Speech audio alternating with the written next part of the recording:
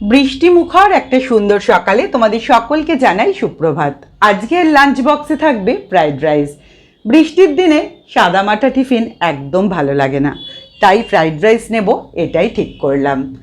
এরপরে স্নান সেরে রেডি হয়ে তারপরে আজকে পুজোটা দিলাম। তারপরে আমি পড়লাম মহা চিন্তায়, কারণ প্রচণ্ড বৃষ্টি হচ্ছে। একটু বৃষ্টিটা কমার পরে বেরিয়ে পড়লাম অফিস যাওয়ার জন্য। তখনও টিপটিপ বৃষ্টি পড়ছে। আমার বাড়ি থেকে স্টেশনের দূরত্ব মাত্র 3 মিনিট। এই 3 মিনিটের মধ্যেই নেমে গেল মুষলধারে বৃষ্টি। আমি পুরো ভিজে স্নান। সেই অবস্থায় ট্রেনে উঠলাম। শেওড়াফুলি থেকে বর্ধমান আসতে লাগে 2 ঘন্টা। এই 2 ঘন্টা পুরো জল আমার গায়ে বসলো, যার ফলে যেটা হলো, আমি অফিসে এসে প্রচণ্ড শরীর খারাপের মধ্যে পড়লাম। গা হাত পায়ে প্রচণ্ড ব্যথা করছে, তার সাথে মাথাও ব্যথা করছে। 4টে পর্যন্ত অনেক কষ্টে বসেছিলাম। এখন বাজে 4টে, আমি বেরিয়ে পড়লাম বাড়ির উদ্দেশ্যে। মনে হচ্ছে কতক্ষণে বাড়ি গিয়ে পৌঁছবো। সারা রাস্তায় চারিদিকটা দেখছি জলে জল, ধান জমি সব জলের তলায়। জানি না বন্যা আসছে কিনা।